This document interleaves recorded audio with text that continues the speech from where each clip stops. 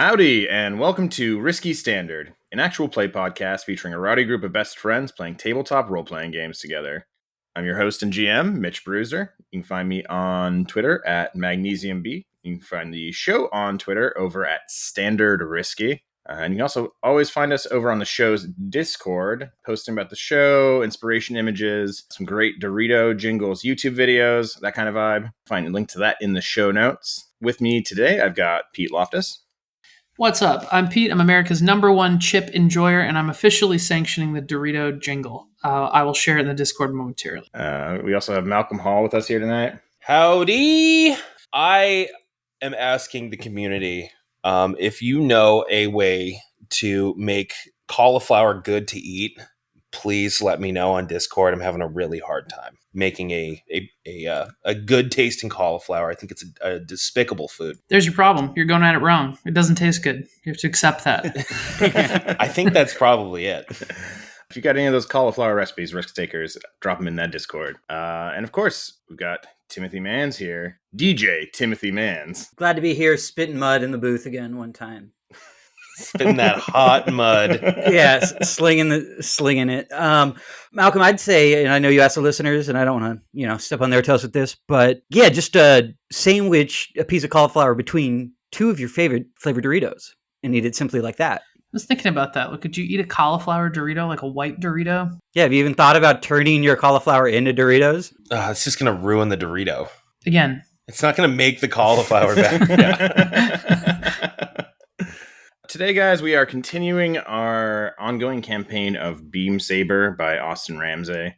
As always, you can find Beam Saber over on Austin's itch.io page. Link to that is in the show notes. And before we jump into it today, I feel like we're far along enough in the process now we can address it, right? Like I said not too long ago, we are approaching the end of season 1 at this point. I don't have an exact episode count, but I think we are kind of heading towards the wind down of this season. And once we hit that point, we are going to step away from Ember for a little bit, step away from the science fiction setting to play another game in a different genre, in a different setting. But I think probably with the intention to return to Ember and to this conflict with these characters, parentheses, assuming they all survive the next couple of episodes, and parentheses, to finish their stories in season 3. But I think we're pretty dead set on this now and say we are planning to be playing The Wild Sea by Felix Isaacs for season 2. Woo! You all! It is a real ripper of a game. I think we're all pretty excited about it. It is about a world that has been toppled by a wave of fast-growing greenery, a tide of rampant growth, and it's about our players exploring the expanse of rustling waves that has been created by the treetops. And probably give some more updates on that as we get a little bit closer to it. I'll link to Wild Sea and Felix's itch.io page whenever we post this episode as well. I think we'll also, again, unless plans change, we're going to be taking some time in between seasons 1 and 2 to play a few one-shots of some different games and some different genres. We got a Fiasco game probably locked and loaded on deck. A few other things that we're looking at. Mm-hmm. Some fun stuff in the works. Yeah. By the time you hear this recording, I think we'll probably already have recorded those games, but maybe we'll probably put out a call on the Twitter or on the Discord soon. If folks have games they're interested in hearing us play or that they think we should check out, that's I think something we're always looking for. And we might even have some special guests, but not confirmed as of yet. Keep your ears to the ground, dear listeners, or join our humble Discord. Yeah, and listeners, plug your ears for a second. Who are the special guests? Get used to that. Next season, this is not for you anymore.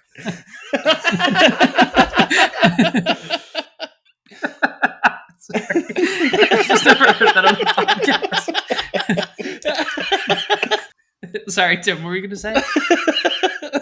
No, their ears should be covered. Who are the? I don't know anything about special guests. You guys are gonna just text me or email me later. We don't know yet. We'll see. We'll leave an air of suspense around that. Yeah, we're doing a little recruiting. We'll see. I'm just getting a text from all the different each individual boys. Text me. Wow, these guys are looking good. I'm loving them. And with that, I mean, I think we'll probably have a couple of announcements coming soon. There'll be a little bit of probably some Road to Season 2 stuff you can tune into, watch us do some world building. Maybe even a game where we're going to try to get Mitch into a character here. So we'll that too. 100% will. Yeah. Sitting in the player's chair. Going to be a real problem player for you, bud. You're locked in here with me. To be a total murder hobo, kill everybody and take their stuff. But we're not there yet. We are still firmly in the expanse of season 1. Oh, fuck. Wait, uncover your ears. Listen again. But we are still firmly in the grip of season 1 right now. And today we are coming back for what is likely going to be the last downtime session of this season. Our last session saw the squad finish their mission at the secret Grenfield base known as Installation Violet. Carta did battle with his foe, the killer of his parents, the Grenfield fixer known as Wager Felbar, suffering some grievous wounds and a ton of stress in the process. Meanwhile, Rhodes and Desmond dealt with the remaining Grenfield shock troopers and stopped the cradle device from improperly activating. Rhodes utilizing a data spike from the apparatus to connect to the cradle briefly and download its schematics and functionalities before being forced to shut it down. And at the very end of it, you guys set up some explosives at key structural points to dismantle the cradle. And you made your retreat back to the surface, falling back with the help of your wounded cog unit. And right when we left off, the squad had initiated the destruction of the cradle and witnessed the construction pit that had been hiding Installation Violet sink into the earth, while the Grenfield rally turned into a riot, with members of COG distributing zines and pamphlets amongst the crowd, revealing Grenfield's history of secret and illicit activities on Imber and Coronatus. And I think you can kind of jump right in there for a moment. I kind of want to kind of set the scene for where this downtime is going to take place, how this is going to look like, right? I imagine, we left off, right? You guys had just emerged from this Grenfield building to chaos, right? The crowd was up in arms. Meyer Grenfield was sort of being ushered away from the stage where he had been giving his announcement. And you all had detonated the explosives, bringing the cradle down. And in the process, kind of revealing the ruins of Installation Violet to the public at large. And probably, I think, scaring the shit out of everyone, right? This explosion going off beneath the earth, and then this kind of sinkhole emerging in this construction pit. This can be kind of montage here, but I think that there is, chaos in the urban renewal zone in this plaza as Grenfield and COG forces start to meet in conflict. Civilians are fleeing, there's confusion, there is terror. I think we start to also hear at this point the distant sound of alarms and sirens as the Coronatus Civil Authority starts to approach to investigate the explosion and restore peace in the area. Carta, you're in very rough shape, right? I'm going in and out. Yeah. The COG members are also not looking great. Several of them are wounded. Did civilians die?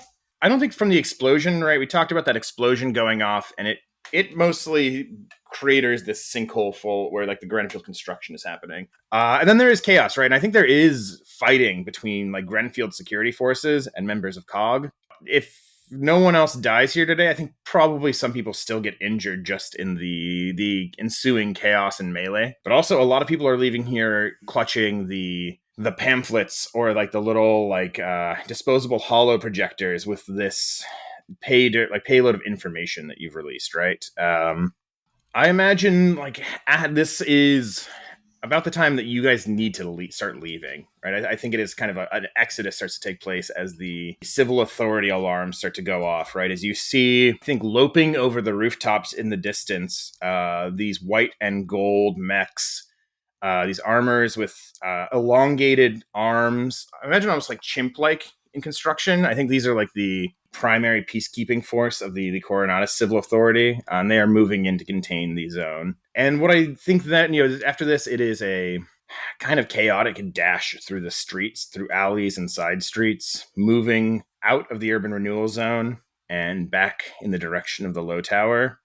Amidst all of this, I think that the sandstorm, which was already kind of making the air gritty, right? The one that was has been on the horizon for weeks now, has been approaching from the outer dust, has been kind of lurking on the edge of everyone's vision. The wind starts to pick up, even as you're in the midst of this mad dash out of the urban renewal zone. The air gets grittier. It gets filled with dust. Your vision starts to get obscured. And I think there's a point in this kind of mad dash out of the urban renewal zone that a different kind of alarm starts to sound. And this one is not just coming from the vehicles approaching the urban renewal zone.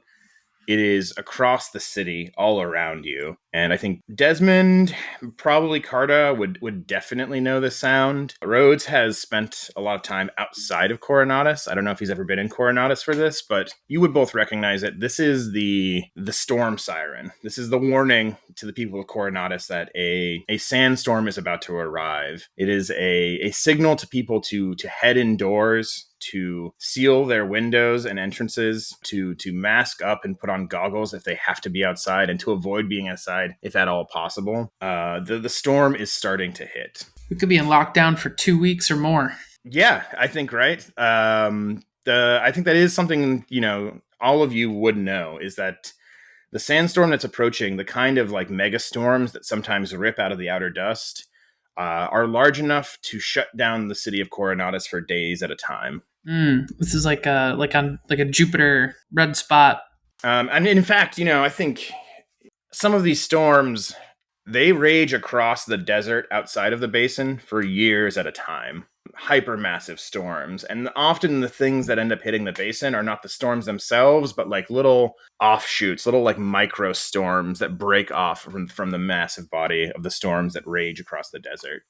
Which is another reason the deserts of Imber outside of the basin are so poorly explored. It's incredibly dangerous to be out there for any length of time. But one of these storm offshoots has finally, after weeks of approach, made it to Imber. And so, yeah, like I said, the air is gritty. It is increasingly filled with this fine silt as your visibility starts to go down. And I imagine there's like a point where you've got routes and means, routes and tunnels. I think you make your way back down below the earth to make the final approach to Lowtower. And I think once you get below the surface, things are quieter, right? Maybe the sound of the sirens above is like still present, but distant, faint. Even as you move through the tunnels of Lowtower, I think you can already start to see here and there little like pools and pockets of dust and silt starting to kind of sift their way down and into the tunnels through the many cracks and crevices across these different tunnel systems. And, I think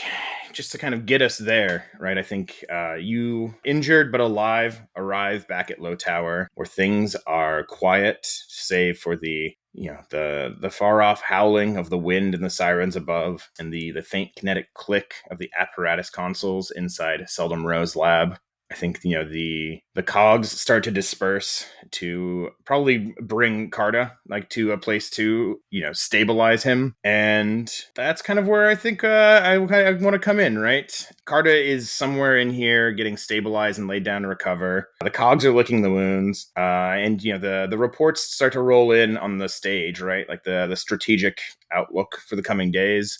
This dust storm is hypermassive. It is going to last for days, and it is going to grind all commerce, all travel in Coronatus to an utter halt. The surface is dangerous to spend any length of time on in the coming days. Between the winds and the dust, both people and machines will begin to break down under the assault of fine grit. And I think even the comm systems are getting strained, right? The steady feed of apparatus reports that you'd normally get flowing in are scrambled and intermittent as the storm finally rolls over the entire city. And so, yeah, I think that's kind of where I want to come in. This is a downtime session. So there's a little bit of upkeep from the end of the mission that I want to just go over really quickly. And then we can kind of talk about how you guys are riding out the storm and what this little downtime session looks like. First, you completed a mission for the ring, which means there's a supply roll here to tell us how many supply points you're going to have to spend on downtime actions, improving your rolls, etc. And that's going to be 4d6 this time. 2 dice for your +2 relationship with the ring, and then 2 dice for the tier of your target, which was Grenfield. And Carta, I think this was your mission primarily. I think you should probably roll.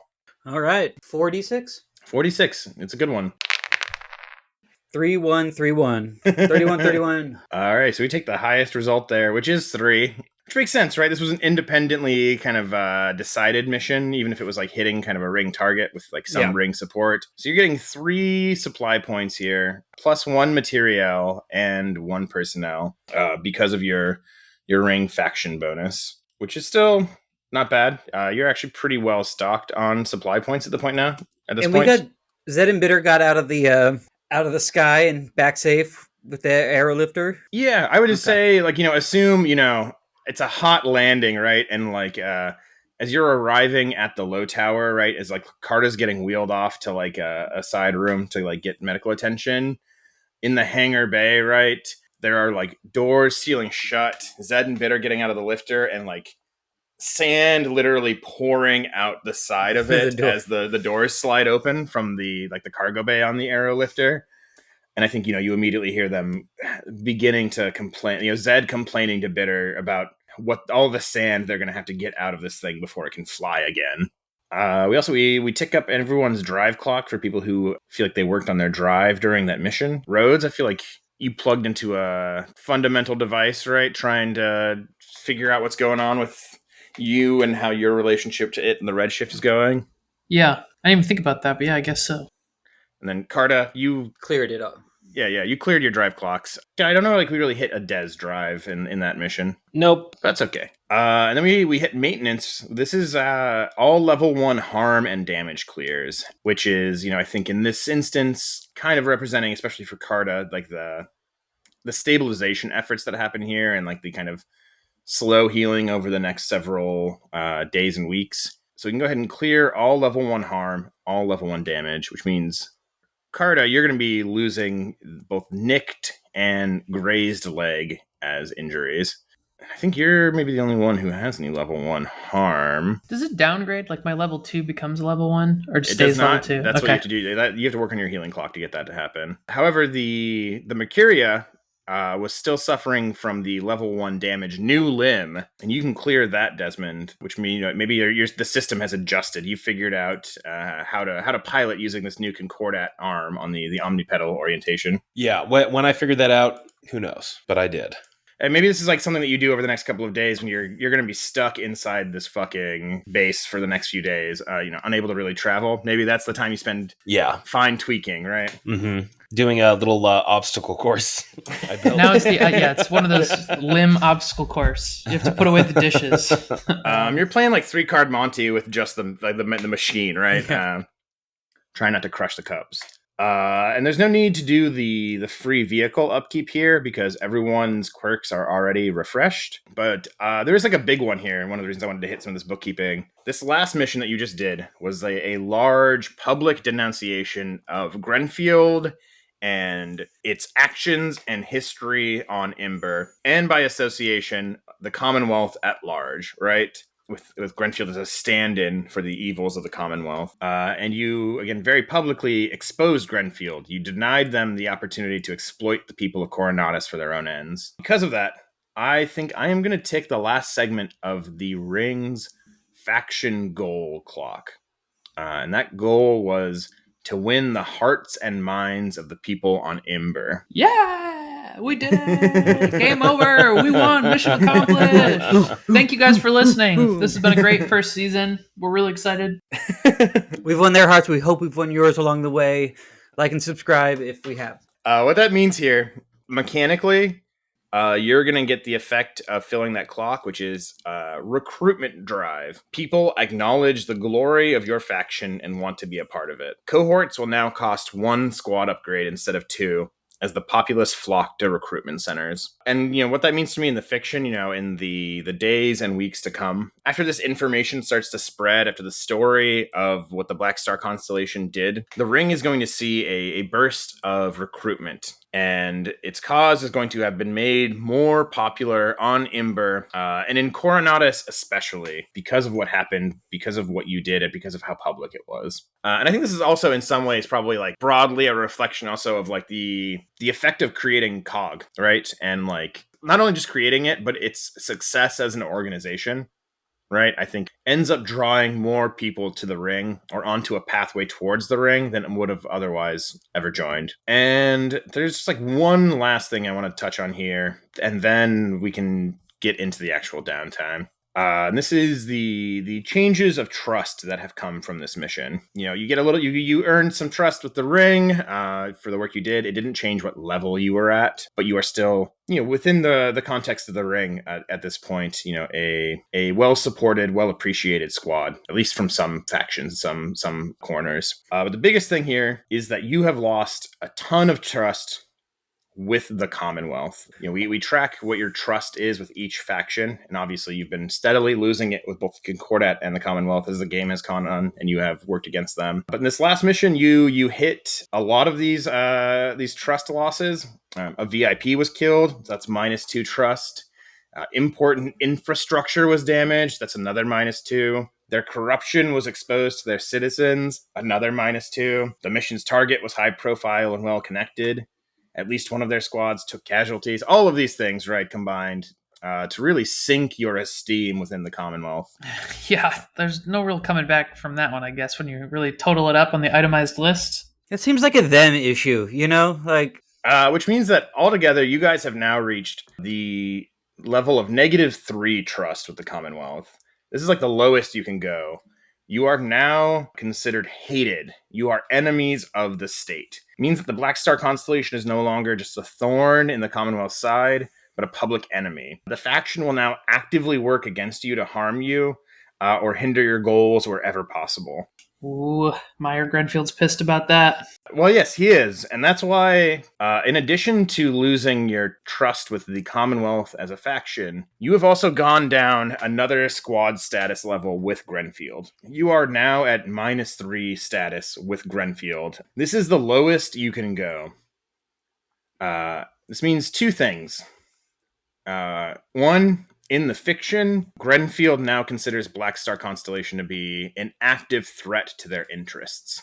They will pursue and attempt to hinder or destroy the Black Star Constellation, even at risk to themselves and their own goals. What is left of Grenfield, you know, in whatever shape it is in the aftermath of this mission, will now be actively looking to put an end to the Black Star Constellation. And mechanically, what that means is that they also now have a vendetta against you. And amongst other things, that means that you guys are going to have one fewer downtime action in downtime sessions going forward until you have cleared this vendetta. And that's kind of in the fiction representing a loss of opportunity that comes about from you guys having to be more deliberate and careful to avoid reprisal from Grenfield. Okay. And you know, in the immediate sense, I think that also is like, you know, even as this storm is raging across the surface, I imagine Grenfield is sending out like troopers and like security forces to try and comb the city. And yeah, they're literal stormtroopers, dude. Yeah. Just say it. I mean, yeah. I mean, that's something when we get into it, besides healing is one of the things I want to address in some downtime. So what this does mean, yeah, like I said, is going into this downtime, each of you is only going to have 2 downtime actions instead of 1, as a representation of the fictional cost of being in a vendetta with the Grenfield Corporation. You can always still spend supply points to get more downtime actions as you need them, but that's a cost, right? You're spending the resource to get that opportunity.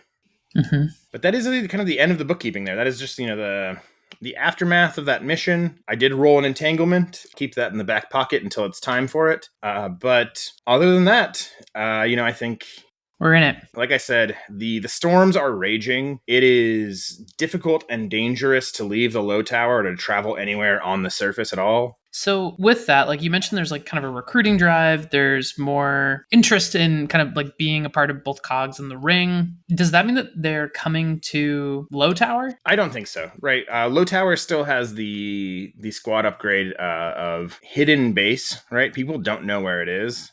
You can always invite people to come to it. But I think, one, this recruiting drive probably is going to play out across a longer time span than this actual downtime. I kind of want to, sometimes these downtimes we stretch out for like weeks or months even. I imagine tonight's downtime session to be, I kind of want to focus on like the days after, just the immediate aftermath. But also even in that case, I imagine it's way more, leaving message on like at a dead drop and then picking up like a response and getting invited to a meeting in a back room somewhere, getting vetted.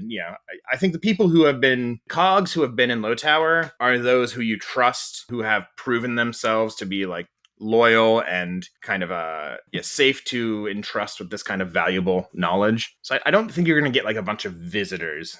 The cogs are there. Seldom Row is in her lab. And then other than that, it's possible for someone to get here who knows the way, maybe through the tunnels, if they're willing to risk traveling out in the sandstorm. But I don't imagine it's going to be like a big social occasion for the Black Star Constellation. But yeah, you guys each have 2 downtime actions tonight. I know just looking at the character sheets, Rhodes and Desmond both have a lot of stress. However, Carta, you have no stress. No stress. You've cleared all of your stress because you took a scar last session. You filled your stress track. And I don't know if we want to talk about that scar now. Is that a good place to start? Or do you want to come back around to that? Yeah, I think we can talk about it. Yeah, my first thing too is just making sure Carta's like taken care of.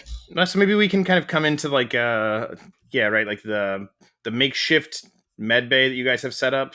Carrying Carta out onto the slab there, make like whatever. Well, or didn't we jailbreak a Val unit at one point?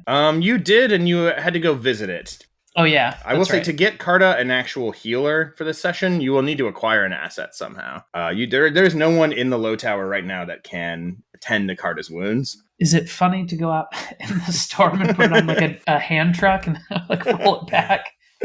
That's one way to do it for sure. I have to acquire my own healer. Jesus Christ. No, we're gonna do it. We're gonna steal the ATM for you. But yeah, right. Maybe in this aftermath, Carta, you're, I guess, probably strong enough now to speak finally after like getting stabilized. What's going on, and what does the scar look like? Yeah, do you know what it is yet? I know what it is. I think that the phrase that I want to use for it is hollow. He has been working so long for this. And there's something deep within inside of him that feels he feels has been answered. He now has to deal with all of the bodies, the trouble, the mess that was left in his wake leading up to this moment, and all the things he took and like put towards his own goals, and now has to look to a future where now that goal has been dealt with, what is next? And how do I repay the people who have given so much to help me get there, deserved by him or not, that he feels almost like hopeless. And even with the ring and all they're doing and the people surrounding him, that it's overwhelming and he feels lost in that, and that there is nothing he can do to repay that going forward. And it makes him feel like both broken in body right now and broken in spirit. Like you don't know what you're fighting for? Right. He knows that it was important, but he's also wrestling with, was that just important to me? How much does that actually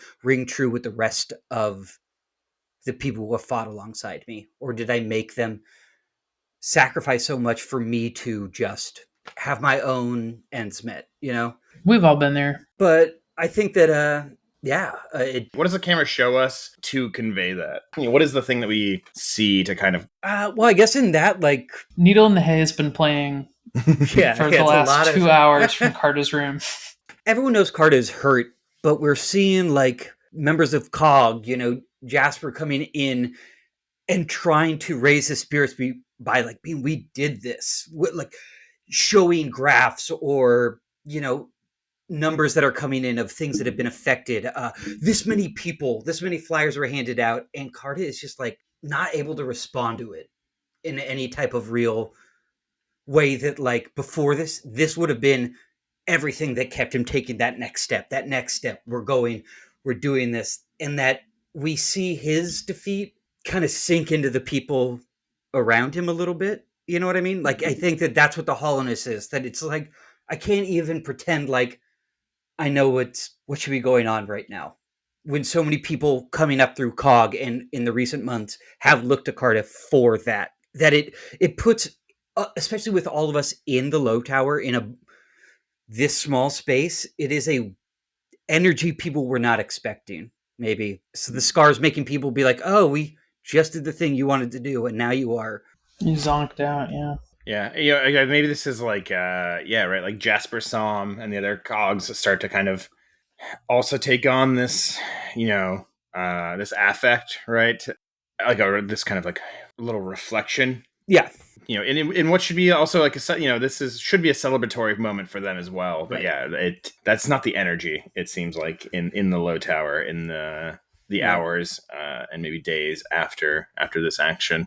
We've talked about bell towers in previous parts of this game, and this should be a victory bell that's ringing. But you hit that, and the clangor in the middle of it is not there, and you're just hitting the outside of a bell for Carta right now, and that is just not reverberating, giving it that across Coronatus resonance. I like that. Yeah, that's great. Well, yeah, let me hand it away to you guys. What does anybody have a downtime action that they want to start us off with here? Going off that, I think that I could do just a very basic heal. Like I need to try to get myself back to any kind of level of real functionality to go forward with. So, yeah, that's the recover action. And so, like I mentioned a second ago, the way that this will work is that if you do not acquire an asset for either a machine or someone with medical knowledge to help you heal here, you can choose to just heal yourself over time to convalesce. And if you do that, you can take one stress and roll 2d6 and take the worst result. Otherwise, if you wanted to acquire an asset here, which is another downtime action, whether that's liberating a Val unit off the street or reaching out to a ring contact to try and bring them to the Lowtower to attempt to help you heal, that can give you a better chance on the roll. But otherwise, you're taking one stress, rolling 2d6, taking the lowest result as Carta attempts to just kind of heal naturally, convalescing. I'd say it. I'm not opposed to spending a little bit of material to make that happen if people. I think you've earned it. Yeah. So it feels out of place for me to roll for my own acquire an asset in this as someone who might be laid up. The question is, what's the asset, right? Are you trying to? Is this, like we said, is this getting a Val unit off the street? I don't remember what Val stands for anymore. Vehicular or something ambulatory. What does Val mean? Listeners, let us know. Yes, that was I'm consulting my notes. This feels like a Pete Loftus invention to me. Yes, absolutely. I got it in here somewhere, and once I get it, you guys are going to be blown away by how clever and funny it is. It is a virtual ambulatory liaison, the Val unit. Okay, incredible. I mean, it's great. Yeah. But so is this that, or is this like I said, I think the other thing that makes sense to me is like reaching out to a ring contact, like a ring doctor, to come to the Lowtower. I mean, and come to think of it, that ambulatory is not really even used correctly there. But we're at the end of the season, so that means something different on Ember. Yeah, there's a whole different place, baby. Don't worry about it. Take it to Discord. As funny as it is to send people out into the storm to try to tie a tow cable around a Val unit and drag it back to the Lowtower, I think maybe a real doctor. And I know that the apparatus right now with the sandstorm is already kind of dealing with some intermediate, cutting out with that. But if we could use that to get any word out to maybe some people we know who might be able to get into the tunnels and we could get them back in. Those tunnels exist and the COG members have knowledge of them, especially through Jasper, that like there might be someone who can be like, yep, we can get a team to bring them here. Yeah, I like that a lot. So that is an acquire an asset. So that's going to be one of your downtime actions. Yeah. To gain the temporary use of an asset, you roll the squad's tier, which is 1. But because you guys are pack rats, that's one of your squad abilities, your FOB is a jumble of requisitioned items. When you roll to acquire an asset, you take +1 dice. So that's rolling 2d6 to start. And the result of this roll will tell us the quality of the asset that you get. So yeah, if you want to roll 2d6 here, 2d6. This is like putting the call out, maybe getting some of the cogs and to help you. 6. Hey. 6 and a 4. 6 and a 4. So what that looks like here, that is tier +1, which means you're going to have a tier 2, a quality 2 doctor to help you out for your next roll to heal yourself. You're going to have a quality 2 doctor on hand for the rest of this session. And I think what that looks like, right, is, probably using the stage. There are like subnets within the apparatus. There are, encrypted message spaces, places where you can put out the call for necessary resources, and the apparatus can kind of reach deep into its directory of available people with the appropriate skills and see who can get there and when and how quickly. And, I think this is probably Jasper leaves in the hours after the storm has started and, Carta has been stabilized. This call has been put out.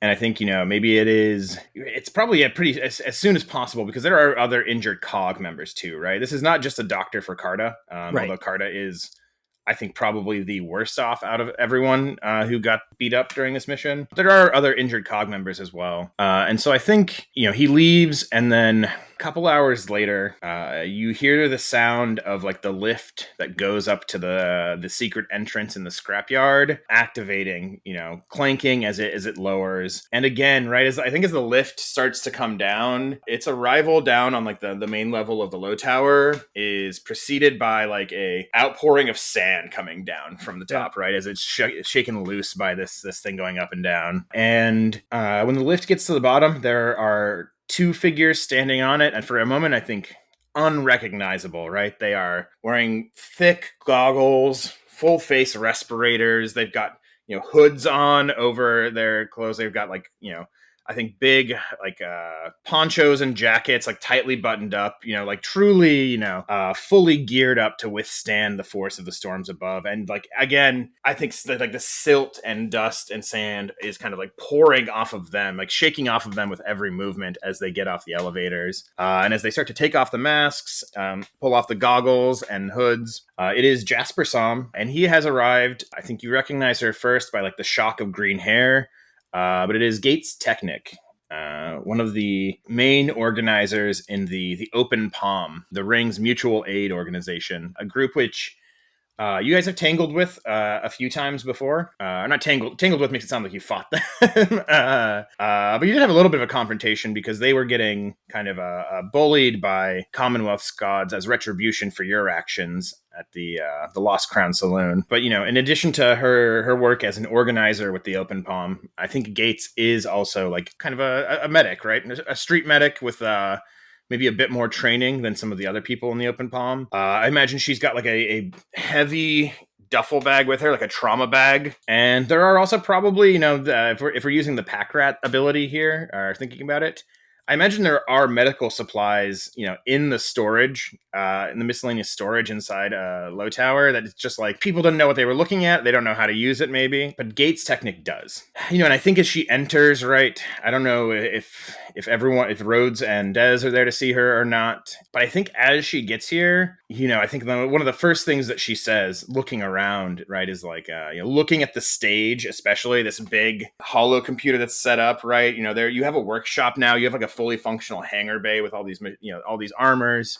There's a lot of tech down here. There's a lot of stuff. Anyway, I think one of the first things that she probably says is, looking around is like, we work out of an old Chiropteran temple, and you get a secret base. You get a lair under the ground. Des like throws a like tablecloth over the stage so that it's Carta coughs up a little bit of blood. I mean, we didn't exactly pick it. I'm sure you were very reluctant to take this one on. It's as much yours as it is ours. Hey, we're taking on a much bigger risk too, okay? I know you're busy handing out peanut butter and jelly sandwiches, okay, but we're really putting our lives on the line. All right, I think it's a fair trade. Either way, we're glad you're here. Yeah, it's really nice to see you. Please excuse them; they've been through a lot. How tall is Gates? I think I've asked this before. Did I have an answer last time? I don't know. I don't 5'7"? I don't know. Yeah, I don't think like not like tall. I think right. Oh, okay. I think like imposing, right, or not imposing, but like a fierce energy and a fierce presence, but not like physically large or intimidating. Okay. I think I said like green hair, like facial piercings, like looks like an oogle, right, like a train punk, like a traveler kid. is like a very different side of the ring from what we've seen with Black Star Constellation or Troubadour or any of these like spies or revolutionaries. Very sleek looking, cool. Yeah, not as cool. But, I imagine probably the first thing they start doing after they've kind of, thumbed their nose at all of this expensive equipment inside the Lowtower is that they get to work starting to patch up the cog unit, right? They start, assessing, triage, like assessing everyone's wounds, deciding who's like first in line for help. And probably also there's an element here, right, of like looking at Desmond, right? You might be really good at putting bullet holes in people. Let's see how good you are at closing them up. Come help me out. Right, and she tosses like a trauma pack to you. It looks really small when she throws it, but Desmond catches it. It looks really big. yeah, she's bigger than Des, Yeah. but Des is just a little guy. Yeah. But do we want to do now? Carta, you've got do your recover roll here. See how your healing goes. Yeah, that sounds great. So this is a recover roll. The healer is going to roll here, but I guess this will be you rolling because it's an NPC rolling. It's going to be 2d6 for you to start. And this is like working on a clock, right? This is working on your healing clock, which already has one segment filled on it. Great. So you just need to fill 3 segments, and doing so will downgrade all of your harms by 1 level. If anyone is helping you here, you can get 1 extra dice for that assistance. It seems like we had Des tossed Yeah, is Des actually? Yes. Des is helping. I am also kind of interested too, as to how this medical procedure is about to go. Yeah. So the bullet is in him already, is what you're saying. And that's a bad thing. We want to remove it. What if we just left it in?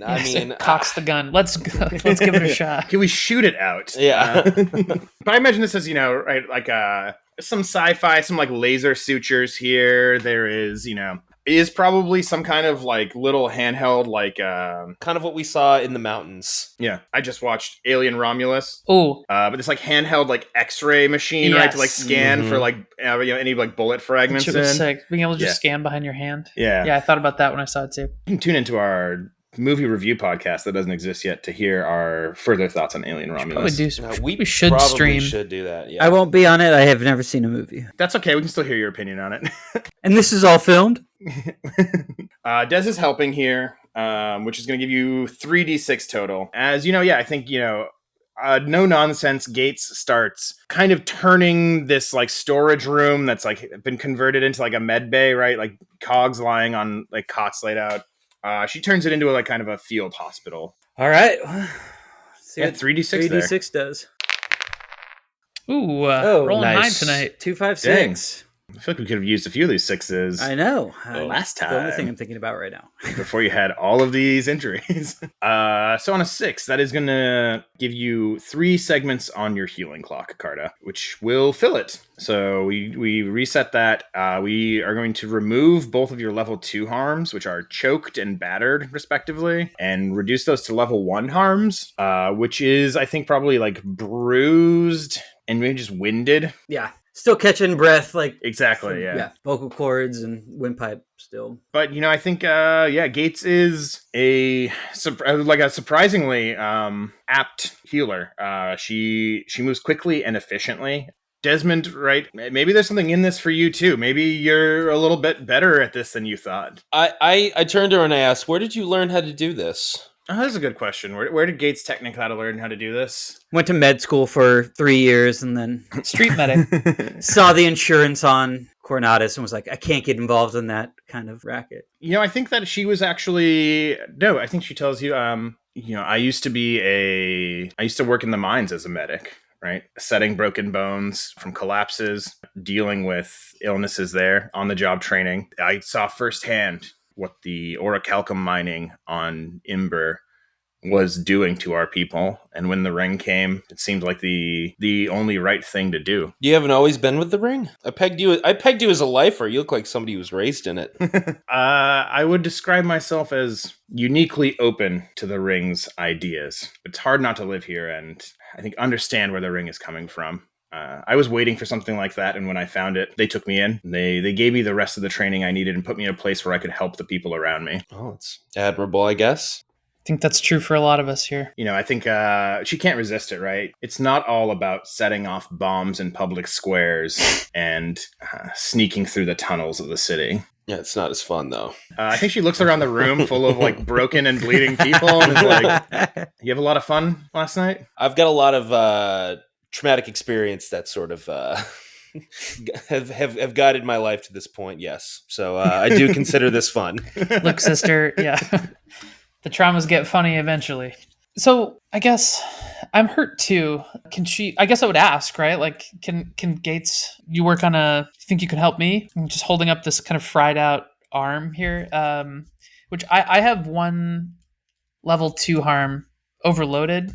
Mm-hmm. But I honestly don't know. Like, I'm not flesh and blood. I think Gates can, right? I think, So I have another idea with it too, but if you have another idea, what's your other idea? Yeah, so just running the tape back, like I got this harm overloaded from inserting the kind of like flashback we had with the apparatus data knife into the console, and I was using my kind of dust mossed arm, right, which is now sort of singed or overloaded, circuits overloaded. And so, my other thought here was like, if Gates can't help, I was going to go basically sit like underneath the like active particle lance or something and try and just like get close to the fundament and see what happens, to try and kind of let the dust moss do its thing. This is kind of Rhodes just acting on a belief here. Yeah, I think you could try that. I think what happens there is interesting.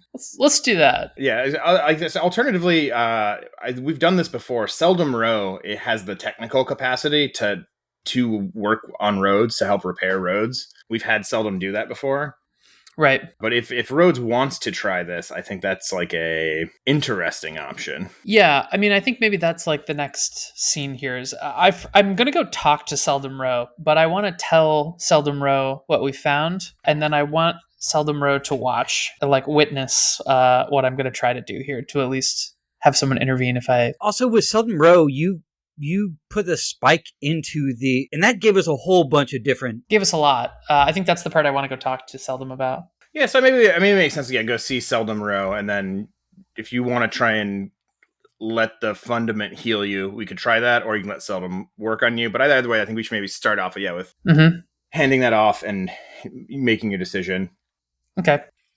So yeah, I think I do imagine probably you've already seen Seldom since you've arrived. I got to imagine first thing when you came in she probably came to see you guys, came to see you, Carta, especially. I think kind of faintly horrified at the extent of your injury. And then I think like once you have been like settled in and stabilized, I think she has, kind of reluctantly gone back to her work in the workshop in her lab. I think she's trying her best to keep this node of the apparatus functioning to its full capacity while the sandstorm above kind of hinders its usual operations. And I imagine that the workshop, right, near this sort of enormous tiled kinetic sculpture that is the apparatus node inside Lowtower, Seldom is in there. Mm-hmm. Kind of frantically moving from one terminal to another, typing in lines of code and then hopping to another terminal, check on that one. Yeah, I think like walking, I'm imagining the light power being sort of inconsistent, or like we're like a heavy storm here, so like the kind of flickering. Yeah, like rolling outages of lights sometimes. Yeah. Yeah, and I think whatever, limping my way in there, I can just greet, right, like a attendant. Rhodes. I assume you've had time to review the transmission. Did you get what the knife was able to capture? And I think, right, probably you can see that knife is like implanted in like the side of like that kinetic sculpture, right? The tangle of cables has like extended out from it and is plugged into ports hidden beneath these flickering tiles.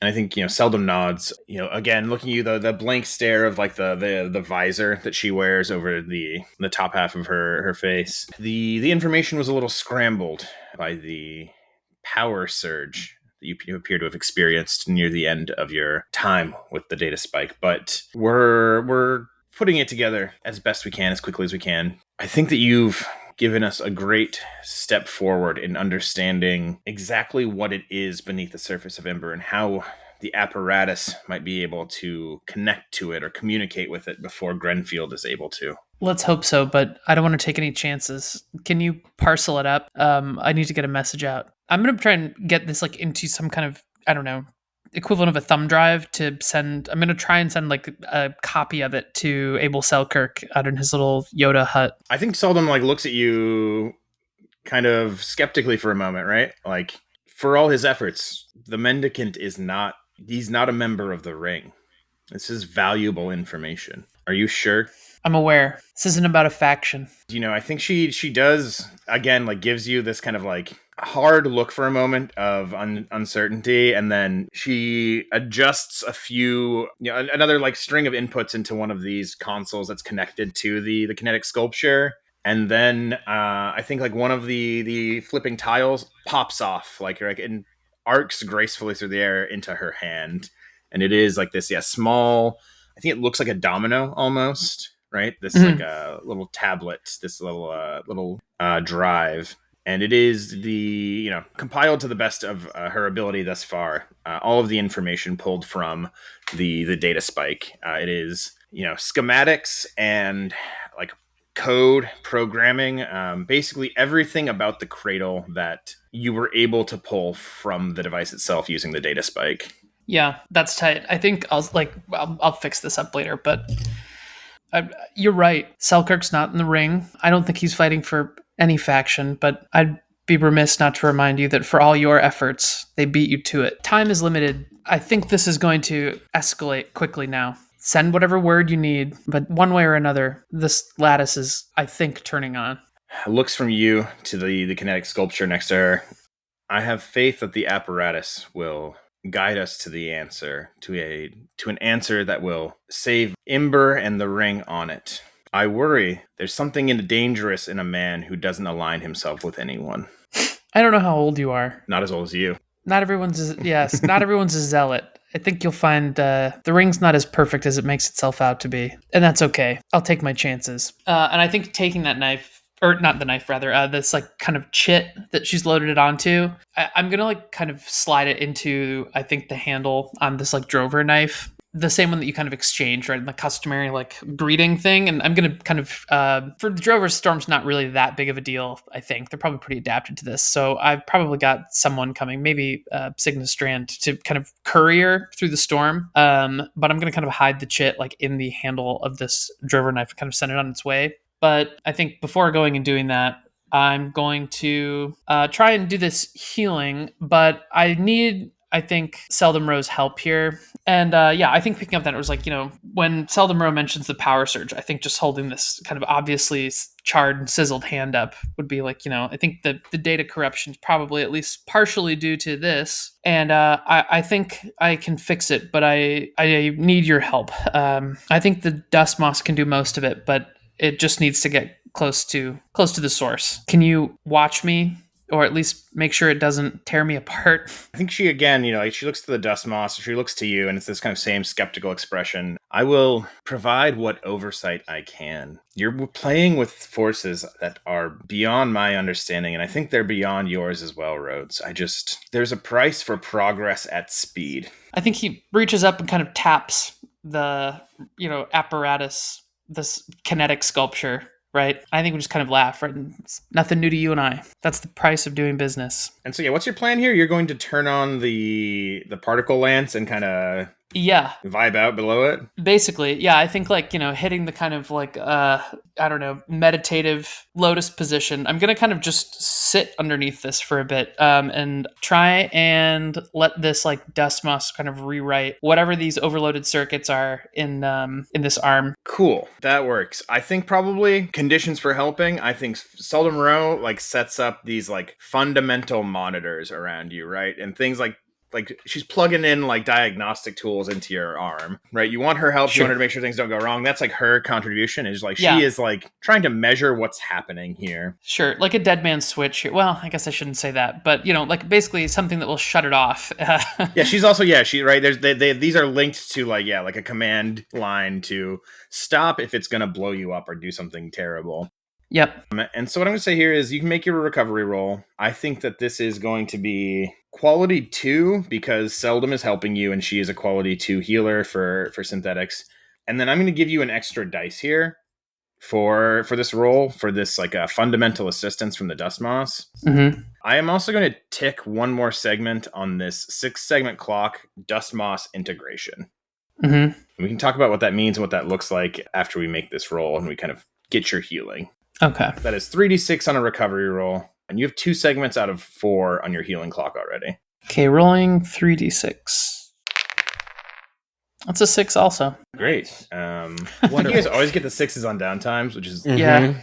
that's going to completely fill your healing clock and leave you 1 left over at the end, which means we can downgrade this level 2 overloaded to like a level 1. Anything jump out to you there? Glitchy. Ooh. That's kind of fun, I guess. Yeah, glitching is fun. And I mean, damn it all, it works, right? Yeah. You turn on the lance, and as it radiates fundamental energy, right? All of these like little boxes around you with these, I imagine one of them's got like kind of like a Geiger style like click counter, right? It starts to like go up as the lance emits, and instantly the moss responds. The fruticose limbs of the moss stretch out it towards the lance, right? And the dust moss blooms. It grows, and it's shrinking and expanding like a breathing thing. And with each one of those expansions, it grows, it spreads further. Yeah, I think if we were seeing this through like the lens of the camera, I'm imagining this also as like zooming in, like not just expanding kind of on the surface. It's like expanding, like literally reconfiguring this like inner circuitry as well, like inward, right? I imagine like seeing circuitry like replaced or overgrown with fibers of the dust moss. And I think like as this happens, it is also as if like above you, the lance is singing. There is like a music coming from it. Oh, weird. You are like again, psychedelia is like what I like reach to for this, right? There is like a feeling of perceiving the world around you on another level. And I think that extends to like the storm above you, right? There's like suddenly a feeling, right? Of like as the sands shift and blow above you as they sweep over the city of Coronatus, I think we see Rhodes, like, in this lotus pose, almost starting to sway with winds that are not there. Yeah. I've always kind of imagined this like bay as having kind of like skylighty windows anyway that are probably plated over here or something. I bet you can hear the sound, right? Like rasping up top too. Just the back and forth of sand over metal and stone. Yeah, cool. So yeah, it's like he's kind of moving with the storm outside, is what you're saying? Yes. On top of all of that, I think your arm feels good, but like different, right? Maybe that's where the glitchiness is here, right? Is it's like something is like, on a base level has been changed about the way that your arm functions now.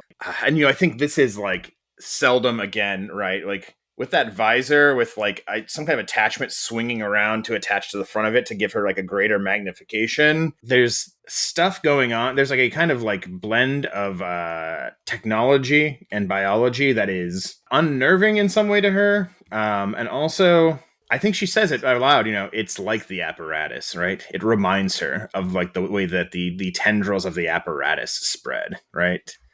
Yeah, like I'm not imagining this like I think it's not like completely replaced it. There's still probably metal underneath there and the kind of ceramic, but I think even kind of around the fingers and the knuckles, like these, vines are almost like musculature. And I think testing it out, I think Rhodes probably even snaps back a little bit.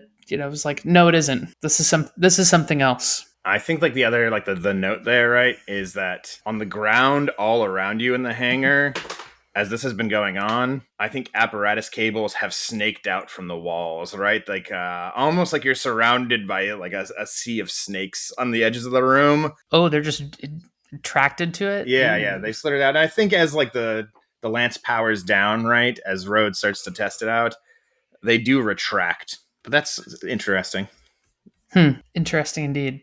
Yeah. I mean, I think it feels good. No, you feel great. I would say is like there's like a level of tactile sensation in your arm that you've maybe never had before, right? And I'm buff now. Yeah, you got like one really muscular plant arm. But let's I think maybe like closing on that, we can shift the camera through the hallways. Des, what have you got for downtime? I know you got a lot of stress. I gotta blow the stress off. Wait, is that the right way of saying that? Yeah, that's exactly how you say it. I gotta blow this off. The stress I'm talking about. And I want to cut loose with I guess I would like to cut loose with Carta so that I can reset my beliefs with him and also ask a truth. So it doesn't cost you 3 stress every time you want to help him. Exactly. Yes. Yeah, just me in a wheelchair.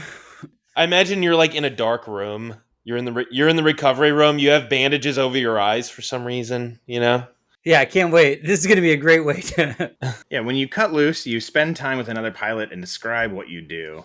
How are you and Carta cutting loose within the confines of Lowtower? You know, this is like day 2 or 3 maybe of being in the storm. I think Carta's like probably in a wheelchair and I'm sort of just wheeling him around in a big circle around Lowtower. Like we're going for a walk, you know? Now that's a lot of fun. That's going to de-stress both of you guys. And that's it, yeah.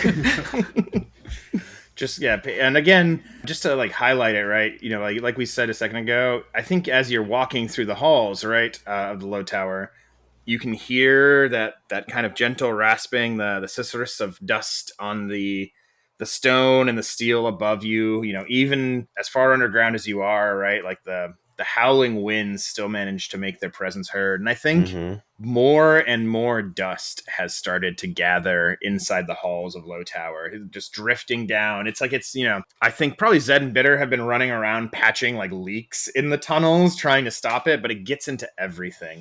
Even I think as you're pushing Carta, right, like the wheels on the chair, there's like a little bit more resistance as like grit starts to gather in their bearings as you kind of take this looping walk through the tunnels. How do you feel about sand, Carta? Me, I don't like sand. It's coarse and rough and irritating, and it gets everywhere.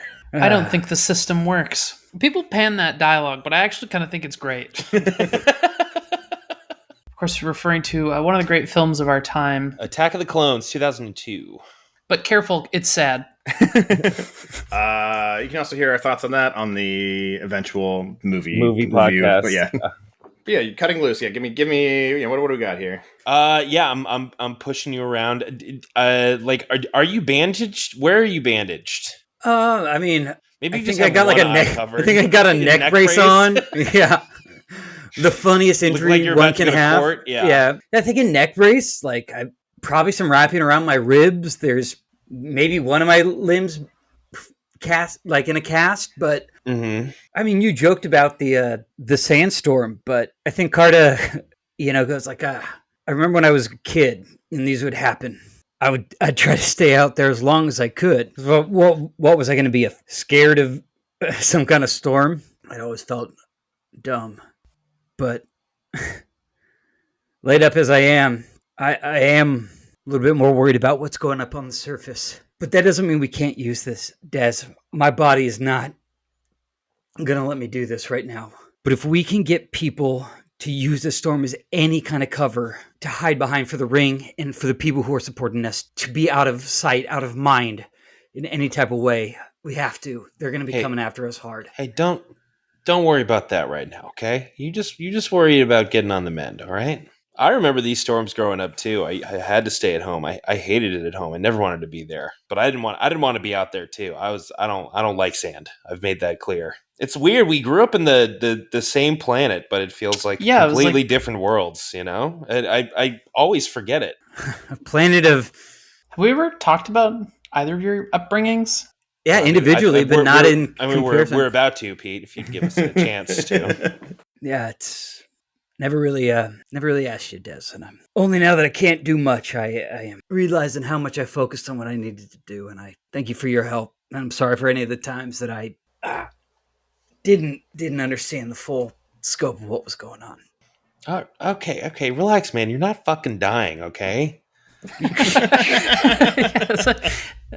Cuts I can turn think to it could scars. Listen, cuts turn to scars and bones knit themselves back together, stronger than they were before, okay?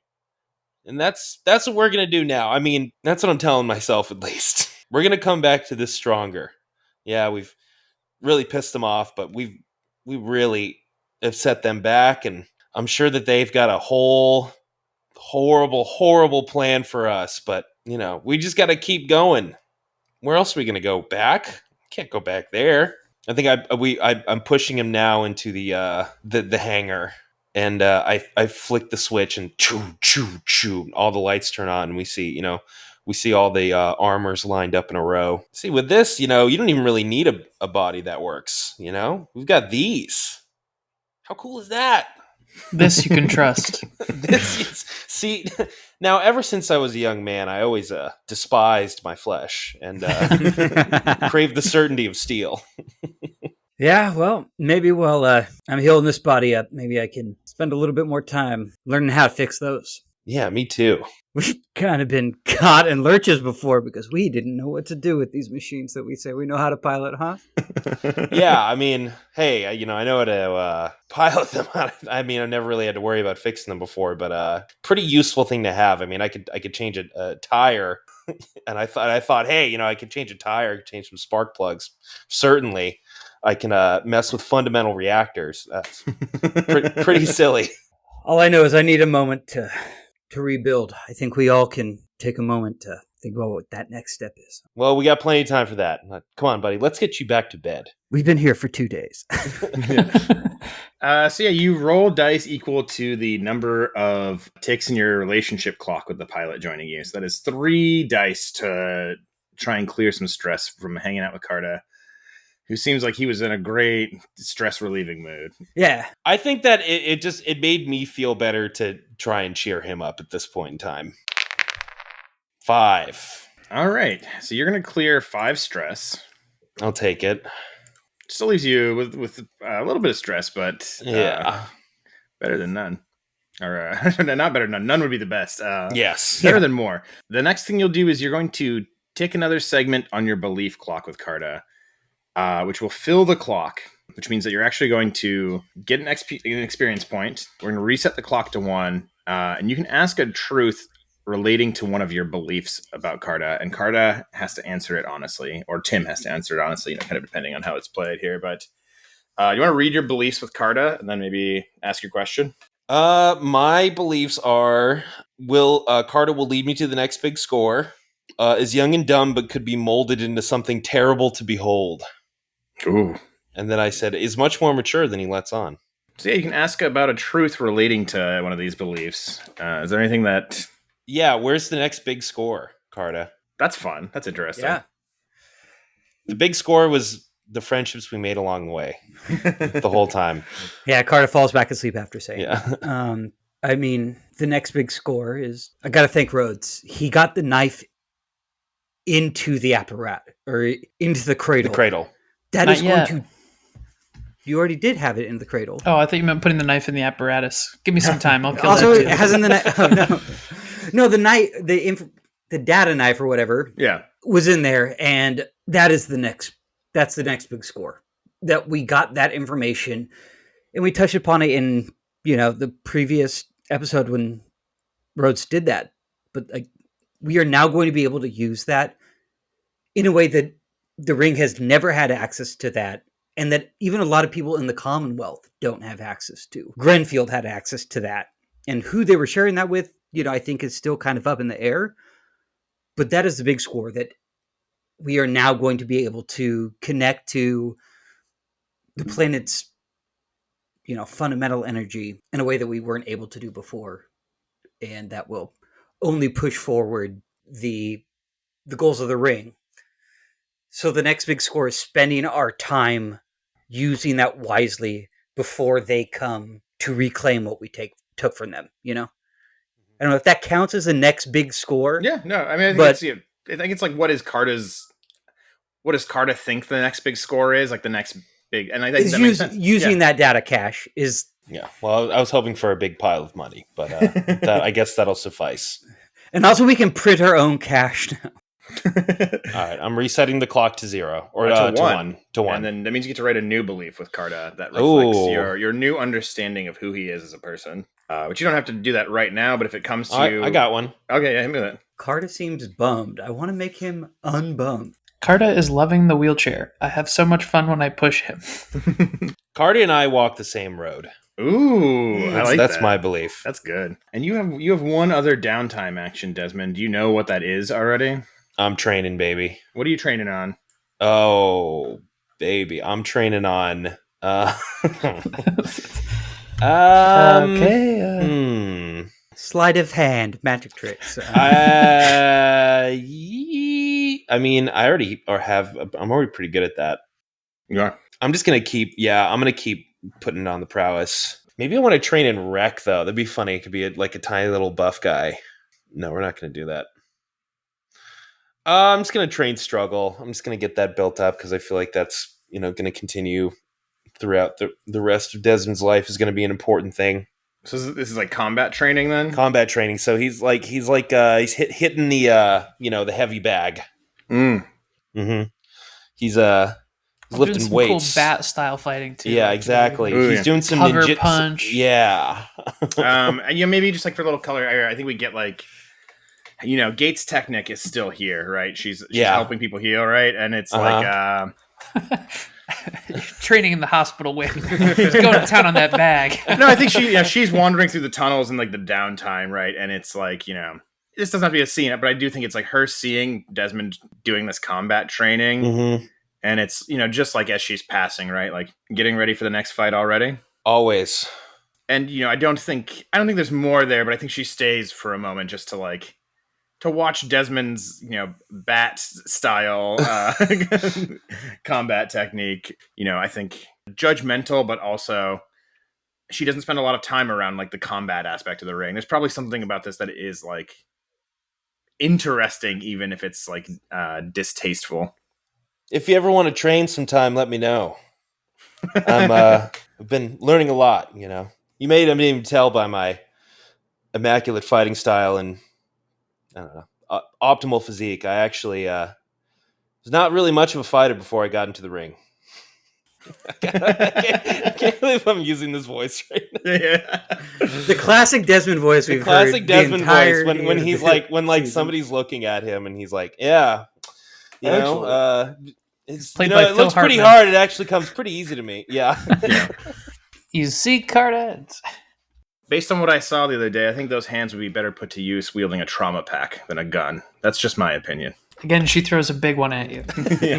Knocks me right over. Yeah. And that's her combat technique. I think a little wink, and then he goes back to hitting the heavy bag. Right. So I think, is that all of them? Or no, I guess Rhodes has one last downtime action, right? I do. Yeah. Also, do we need to fix mechs? If you could, your quirks are already all refreshed. But Carta's is shredded.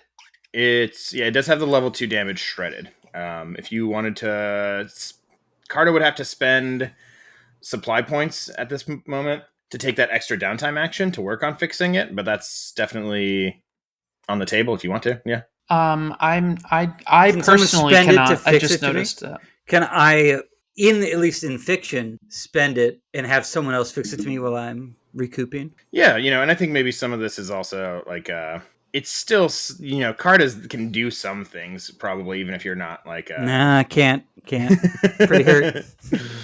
Can't even feed myself. I think that is viable. The fixed downtime action it works the same as like the recover, but it's for a vehicle instead, and you can roll engineer to work on this. Okay. So you have to spend a material out the gate, a supply point out the gate, just to be able to take this downtime action. But you have more than you can actually hold on to right now, so it's probably worth doing. Yeah, that. let's just do it. You can also spend more material after the fact to increase the result level. No, I'll just take whatever it is. So you're gonna roll. Yeah, it's 1d6 right now if you're rolling engineer. Is anyone helping you? You can get extra dice if someone here is helping you. Yeah. Yeah, sure. Rhodes, come on, give me a hand, baby. Yeah.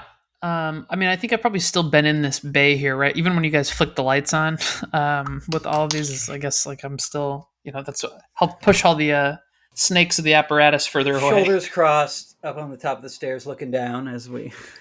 This is telling Rhodes what to do as you're fixing this. Is this like a? Yeah. Yeah, I'm like holding a big wrench, handing you big screws, that kind of thing. I said a quarter inch. It's a quarter foot, like a big one. Yeah, so go ahead and roll. It was 2D. Yeah, 2d6. I hit one. I accidentally hit one. Interestingly, Dice Switch that time said the dice bangs angrily across the table. My God. Ooh. Oh, yeah. Dice switch. What's going on? Now it's throwing dice. It says there's more dice hitting the table. Oh, 4. Okay, it's still 4. Okay. What? And then his says the dice clatter across the table. Dice Switch, for those who don't know what the hell we're talking about, is the Discord bot that we use for our dice rolling. That's She's weird. Fucking pissed tonight. Apparently. It's never said anything like that. And notably, today is August 29th, which is the day Skynet becomes self-aware in the Terminator.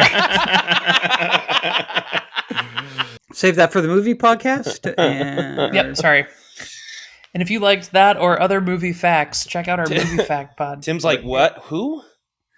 I've seen the Whatinator? I've seen the Terminator 1. Okay. Yeah, definitely. That's a guy who has. Johnny Connor, baby, love him. Sean Connery, yes. Johnny Connor. Let's go. So that's going to put Phil 2 out of 4 segments on your repair clock. That leaves you 2 segments away from completing this repair. If you want, you could burn 2 material right now to just finish it off. Yeah, let's do it. We got the material, and we got nothing but time till this storm passes. So, and so this is, maybe that what this represents here, like burning the 2 material, is like a lot of trial and error to fix the damage, right? One, Carta's the one who knows a little bit more about what he's doing, but he's physically not able to do all of the work. And so there's like Rhodes there lending a hand, but I think between the 2 of you, you're kind of expending supplies, and also, probably like the power outages and like the interference makes all of this a little bit more difficult. Also with Rhodes and like all the like dust moss that's like been reworking at least one of those arms, like is he able to pick up on more of what he needs to do intrinsically? I don't know if it's that he's able to pick up more, because I don't know. You're shredded. I think this is a lot of like chassis repair more than like fundamental reactor stuff. Yeah, I was imagining this as like we're just rummaging through boxes and like finding. Oh, we're down here presumably till the storm's over, and it's just like Des said, right? Like these are scars that heal over faster and stronger, right? So like we're patching this thing up. I mean, maybe it's even like as the semaphore is pretty shot through at the moment. Like I know we talked about like we're using like the gun bay is kind of just open air, like was kind of torn open. Yeah. I mean, maybe we've kind of like Frankensteined this thing, and it looks like it's now seen as many battles as it really has, right? Like, I like that. Scarred, strengthened. You look like you're cooking there, Mitch. Yeah. I'm trying to think of level 1, level 2 shredded. How do we downgrade that? Flat. I don't know. Patched up. Pocked. Or, pocked. Ooh, pocked. Yeah. There's still like remnants of the damage on the chassis. You still see it, but functionality wise, it's less. It's closer to operating optimally. Yeah, I like that. So that leaves us, with just one last downtime action from Rhodes here, right? Assuming you don't have any others extra ones we want to take. I guess this last one I need to burn a little stress off. You are 2 stress away from being full up. Right. You're gonna wheel Carta around in a wheelchair again. I actually have one more with Des before I fill the drive clock or the belief clock. So why don't I do that? Yeah. What does cutting loose with Desmond on this little bottle episode of Risky Standard look like? Yep. So I think I don't know. Des and I worked pretty well together last time, and we've trained together once before. But I think in Rhodes' mind has also been I've seen Des grow and change quite a bit. And this most recent one, I didn't really even have time to draw a weapon, before Des just sprung into action. I didn't really do anything up on the catwalk at Installation Violet. And so where I think in the past, I probably would have had him like, go to the shooting range or kind of like drill on knife work or something. This time I think like we'll see the softer side of Lowtower. I'm gonna like cook something for Desmond. Yes. I love this. Yes. I like that the storm has just been going for days. This is like early COVID where it was just like, man, I got like nothing to do anymore. So it's like, what are you doing? And yeah, I think we're like in the kind of kitchen, like kind of. Are you making like a nice hearty soup? I imagine.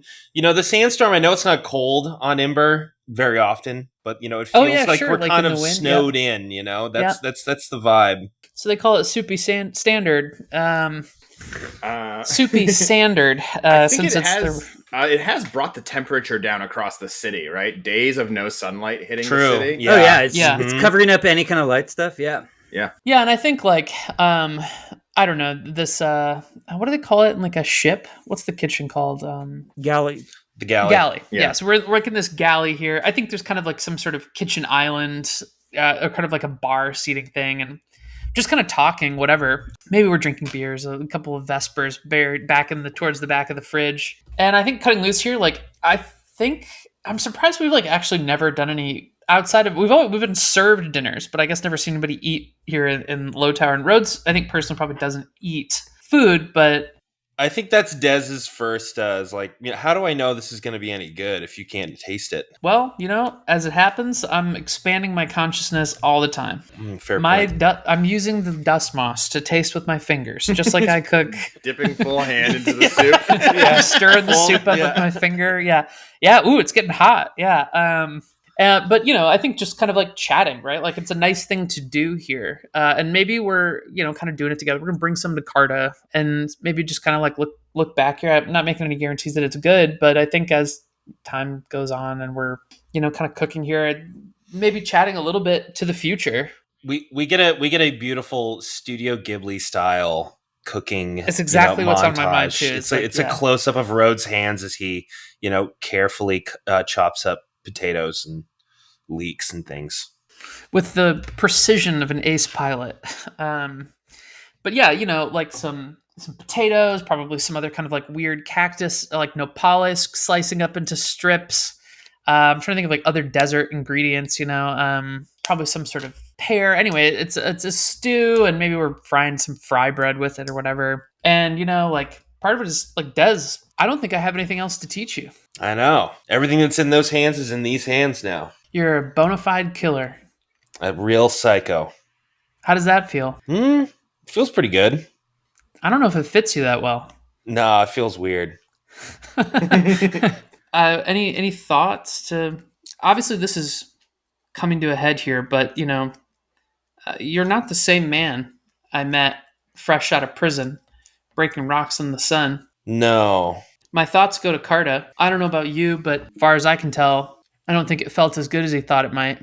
Reminds me of somebody else I remember way back when. Yeah, I know exactly how he's feeling right now. Now that you guys have wrapped up all your revenge fantasies. Wrapped up?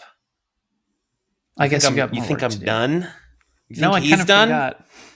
Carta, maybe. Work has only begun here, Rhodes. Here? Everywhere. I'm sort of starting to realize that the work is never finished. It's pissing me off. I hate this. I don't want to work anymore. Although I don't really have any plans for after I've done everything. I figured I'd just kill myself after I got revenge. Isn't that weird? That's the first thing I thought of when I thought about righting these wrongs. I just can't imagine my life after that. I don't think you have the selfishness nor the cowardice to just turn yourself off. I wasn't ever serious about it. It was just, I think about everything beyond that, and there's just darkness. There's nothing else. The story ends, But this isn't, life isn't a story. It keeps going on and on and on. I think it kind of just points to the stack of like Sem Bellwether books at the end of the countertop there, right? Or like except for your story. Ones. Your story definitely keeps going on. My story? It's not my story. I'm more of a recurring character, but you are too. It's all of our story, Des. It's the one we've told together. I don't think that you ever thought it was done when you finished. I think maybe you were afraid to get there, but I think we're nearly at the end. Whatever's happening is coming. I felt it in Violet. Indigo too, way out in the dust. I think there's a real chance to turn things around here. And I can see it changing all of us, each one of us. I feel different. I am different, right? And I think even kind of putting this hand out, right? And I think we all have some big questions. You're not wrong to have just kind of seen it as a blank space on the map, but now that we're at the border, I think maybe the future's a little unwritten. But you're right, it doesn't end. The fight keeps going. If not on Ember, there's somewhere else. And I think I'm gonna use this chance to try a connection clock question here. Yeah. One of my beliefs with Des was that Des is just looking for an exit. And I think that's the question I want to pose here, right? Is like, to be honest with you, Des, I'm surprised you're still here. Well, there was a time I would have been surprised you're still here. I kind of thought you would have settled your score off Tallerin and looked for the next ticket out of the beacon. So are you still looking for that exit? Or did you find it? I think he takes a big, swig, puts the bottle down on the table, and he looks at Rhodes. I think we both know that there's no running away from destiny. I think he kind of like looks up at out to the metaphorical stars that we know are overhead, even if we can't see them right now.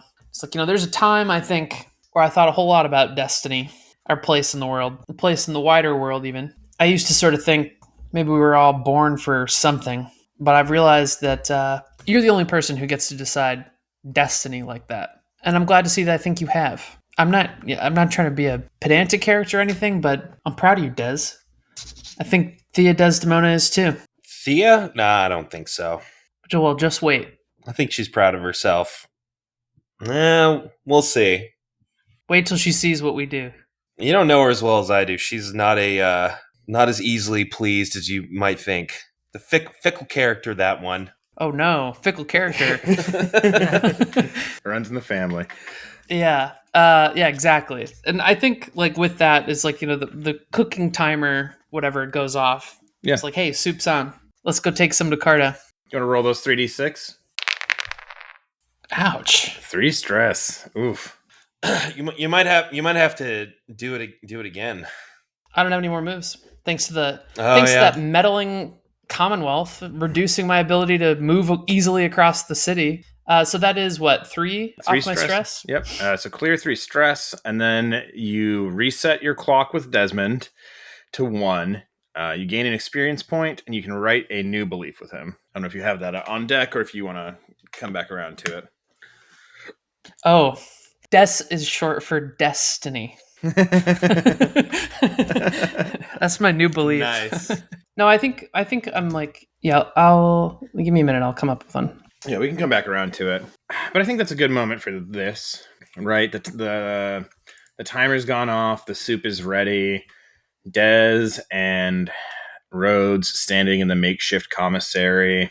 And, maybe our camera cuts for a moment to Carta in, the makeshift infirmary, right? The converted storage room and a cot, right? We just kind of pass through the Lowtower, Seldom Row in her workshop, the clicking tiles of the apparatus. And I think maybe our camera lingers here for a moment on this scene of Seldom Row. This massive pyramid of alternating kinetic tiles that is the apparatus node starts flickering more rapidly. The tiles suddenly moving in like lightning staccato up and down, communicating a more urgent message to its attendant. And then we cut the camera back to the kitchen. I think we get the close-up of Rhodes turning off like the little kitchen timer that's been beeping to say that the soup is ready. And then that sound is replaced by a different, but not dissimilar sound. It is the sound of alarms going off inside the Lowtower, but also alarms going off above it. And our camera's still looking at this pot of soup as there is a thud, a reverberation that shakes the room. And I think we see the surface of the soup disturbed by the force of this rumbling and some silt probably, right, drifting down from the ceiling. My soup. And then it is more of these dull thumps reverberating over and over, and the alarms continuing to go ring off in the Lowtower. The light, I mentioned the emergency lighting kicks in, right? There is like a call to the briefing room, to the stage, and I think we follow we follow Rhodes and Desmond towards the stage. I imagine we get Carta like on crutches coming in here as well, right? Yeah, I like the amber lights of like the emergency, floor runners or whatever. And the stage is fully lit up. It is displaying holographic alerts, like shooting off all over the room, right? Like multiple of these different, I think we're getting camera feeds, right? From different apparatus, nodes all across the city, right? They are blurry, they are grainy, they are still under the effect of the storms raging above. But I think we see just a moment passing in front of one of these camera feeds through the dust, the glint of white ceramic armor, right? We get a camera shot up towards the sky, towards where the beacon stands, its imposing shadow cutting even through the distortion of the haze. And there are arcs of burning light shooting through the air, striking the sides of the beacon. Of the beacon? Explosions as gun turrets on its base go up in flames. Oh, Christ. You get a message on your personal device, Desmond. It is Thea Desdemona. It is 4 words. It's happening. They're here.